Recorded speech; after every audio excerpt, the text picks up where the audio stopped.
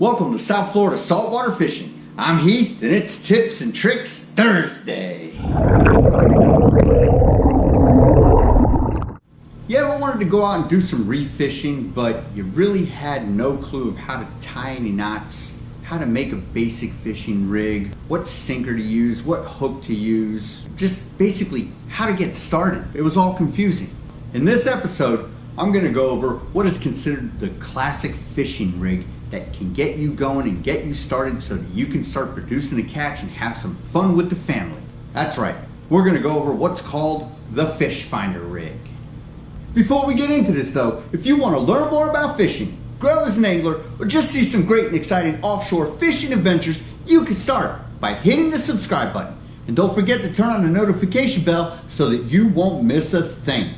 Alright, so like I said, Fish Finder rig, very basic reef fishing rig. There's all sorts of different variations of it. You can choose as you get into doing it how to vary it for yourself. But what this does is this basically gets you down to the bottom, gets you into some ground contact where some fish on the reef hang out. The Fish Finder rig catches all sorts of fish. It catches many different types of snappers, from yellowtail snapper to mangrove snapper.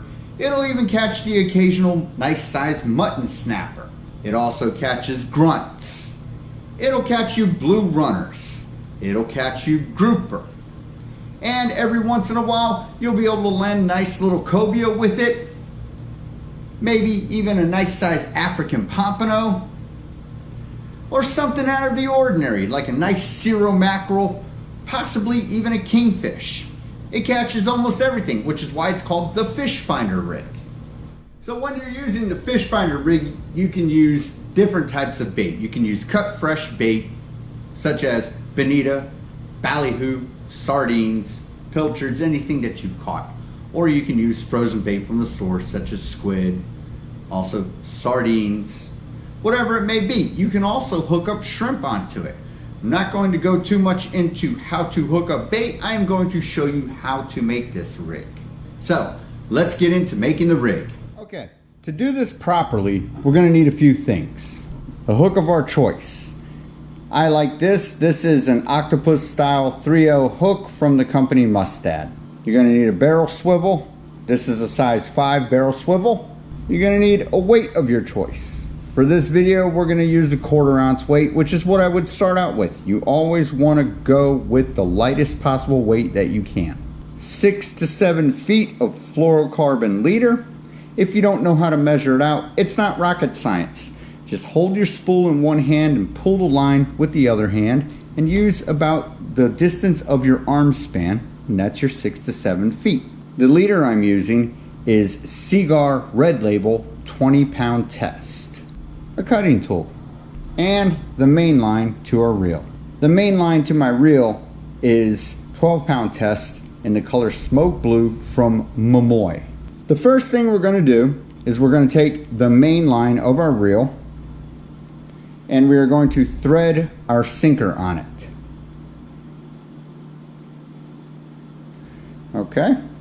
Very simple. Do not tie your sinker in a knot. Never tie your sinker in a knot. You always want it to free float. Otherwise, you're creating an abrasion point in your line that can snap when put pressure on by a fish. After we have the sinker on, we're going to tie on our swivel with a basic clinch knot. You thread the line through the swivel, just like this. You'll take the tag end of your line and you're going to wrap it around the main line 6 times. 1, 2, 3, 4, 5,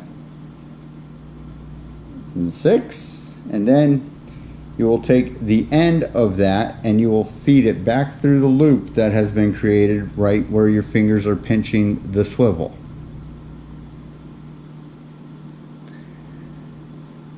Once you have that fed through, you simply pull down on it, you grab your swivel, and you cinch down.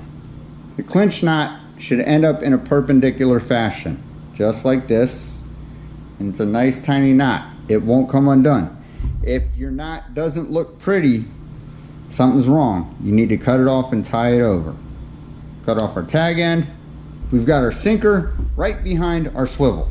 Now it's time to tie our leader to our swivel. So what we're going to do is we're going to thread it through, and again we're going to attach this with another basic clinch knot. 1, 2, 3, 4, 5, and 6. And we will feed it through there, and then we're just simply going to pull down on it, pull it tight, and there's another nice little clinch knot. Trim off your tag.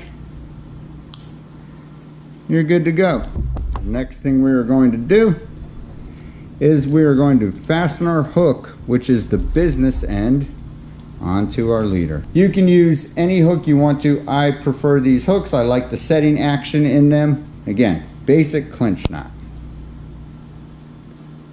1, 2, 3, 4, 5, 6. Feed it through. Pull down on it. Now, if you don't like holding your hook, you can always use your cutting tool, pull against the hook for you and set it for you. And then we trim off our tag end, and our fish finder rig is done. Okay, so that is how you make a fish finder rig. Very basic. It's a reef fishing rig. It's not made to go after giant pelagic fish. It's made for basically snapper and grouper fishing, having some fun with the family. It helps you build a foundation for what you will grow on as your fishing journeys expand. For natural presentation, when bait drops out, you want it to look like it's a piece of bait that's just been thrown overboard. Fish tend to naturally gravitate towards that and eat it rather than something that looks unnatural, which is being dragged through the current. It looks unnatural, fish are not going to be attracted to it, and it will not entice the impulse to feed. Fish like easy targets.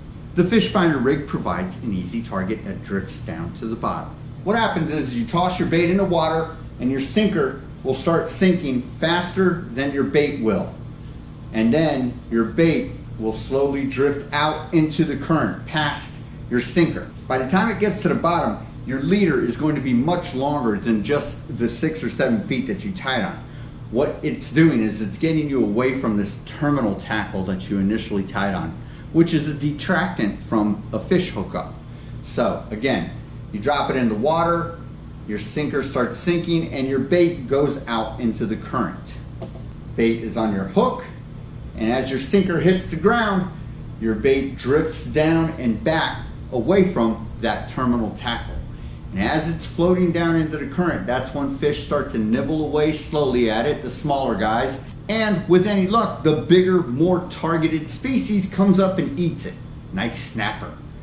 Get him up to the boat. Hopefully he's a keeper. He's within regulation compliance. You could throw him in the cooler and bring him home for dinner.